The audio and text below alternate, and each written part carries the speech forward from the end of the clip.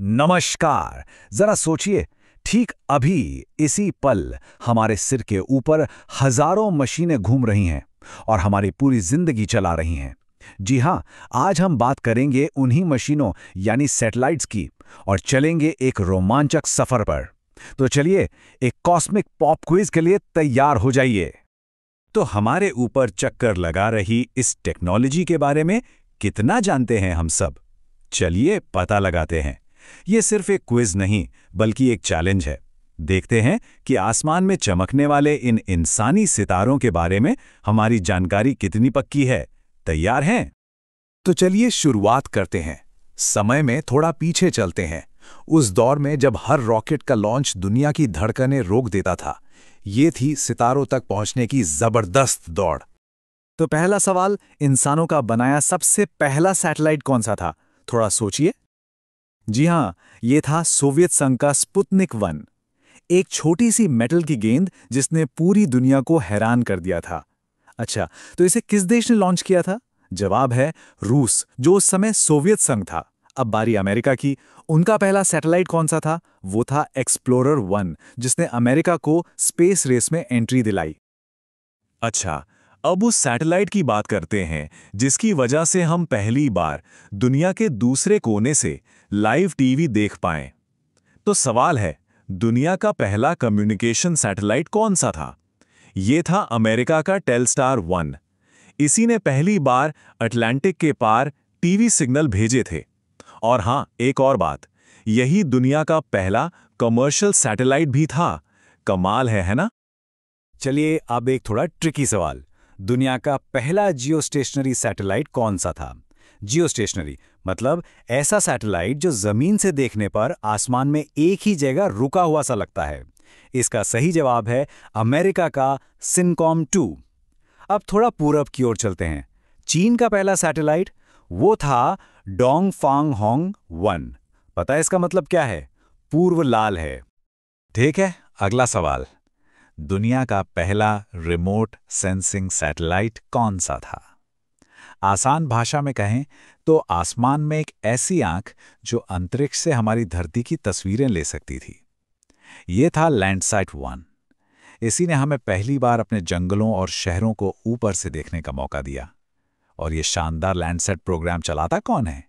इसे चलाता है नासा, जो आज भी हमारी पृथ्वी पर नजर रखे हुए है।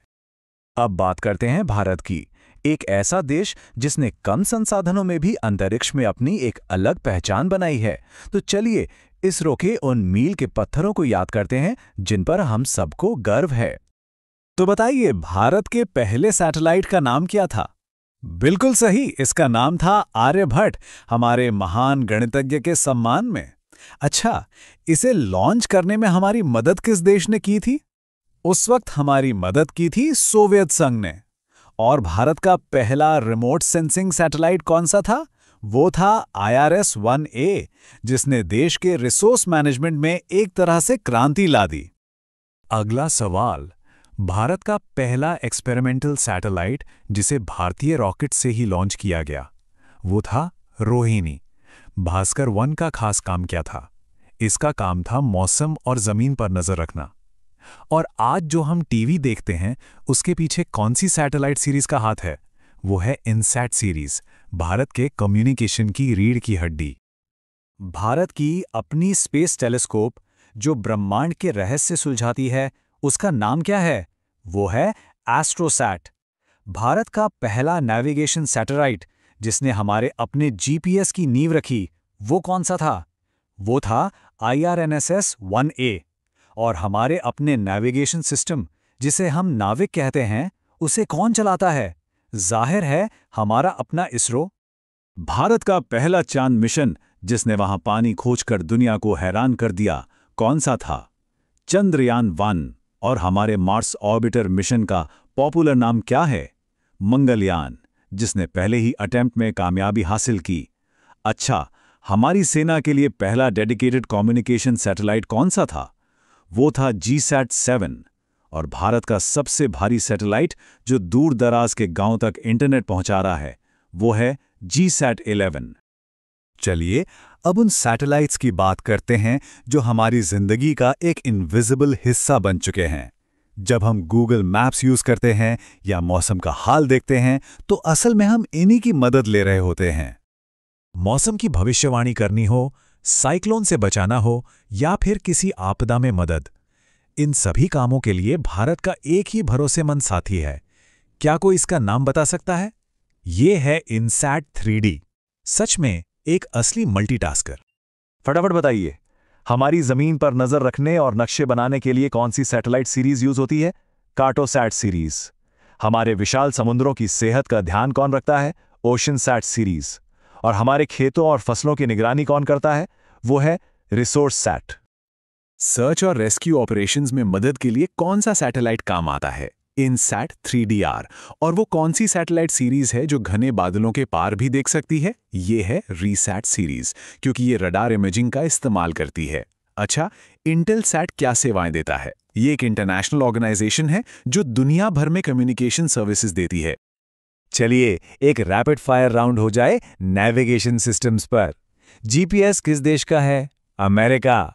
रूस के सिस्टम को क्या कहते हैं? ग्लोनास। यूरोप का अपना सिस्टम गैलीलियो और चीन का बेइदो। ये हैं दुनिया के 4 सबसे बड़े रास्ते बताने वाले गाइड्स। तो अब थोड़ा भविष्य की ओर बढ़ते हैं। देखते हैं कि आज के मॉडर्न मिशंस कैसे स्पेस को लेकर हमारी समझ को नई ऊंचाइयों पर ले जा रहे हैं। ब्रह्मांड की सबसे खूबसूरत और रहस्यमयी तस्वीरें हमें किस टेलीस्कोप से मिली हैं? जी हां, नासा के हबल स्पेस टेलीस्कोप से। और हमारे अपने सूरज पर 24 घंटे नजर रखने के लिए भारत ने कौन सा मिशन भेजा है? वो है आदित्य L1। पूरी दुनिया में कहीं भी तेज इंटरनेट पहुंचाने का सपना कौन सा सैटेलाइट सिस्टम पूरा कर रहा है? ये है स्टारलिंक। और इसे कौन सी कंपनी चलाती है? इसे चलाती है एलन मस्क की कंपनी स्पेसएक्स। उनका लक्ष्य है कि दुनिया का कोई भी कोना इंटरनेट से दूर ना रहे। ठीक है, कुछ और सवाल। गाओफिन सीरीज किस देश के हाई डेफिनेशन इमेजिंग सैटेलाइट्स हैं? चीन के। फ्रांस की famous earth observation satellite series कौन सी है? Spot series. और एनवीसैट, जो हमारे प्लैनेट के एनवायरनमेंट पर नजर रखने वाला अब तक का सबसे बड़ा सैटेलाइट था, उसे किसने लॉन्च किया था? यूरोपियन स्पेस एजेंसी ने। और अब एक ऐसा सवाल जो सच में रिकॉर्ड तोड़ने वाला है। भारत के किस सैटेलाइट मिशन ने एक ही रॉकेट से सबसे ज्यादा सैटेलाइट्स लॉन्च करके दुनिया को हैरान कर दिया था? सोचिए, इसका सही जवाब है कार्टोसैट 2D। जी हां, 1, 2 नहीं, बल्कि पूरे 104। ये एक वर्ल्ड रिकॉर्ड था जिसने साबित कर दिया कि भारत स्पेस लॉन्च के बाजार में एक असली सुपर पावर है। तो हमने देखा कैसे स्पुतनिक की छोटी सी बीप बीप से शुरू होकर आज हजारों सैटेलाइट्स का एक इनविजिबल नेटवर्क बन चुका है, जो हमारे प्लैनेट के नर्वस सिस्टम की तरह काम कर रहा है। हर साल हजारों नए सैटेलाइट्स आसमान में अपनी जगह बना रहे हैं।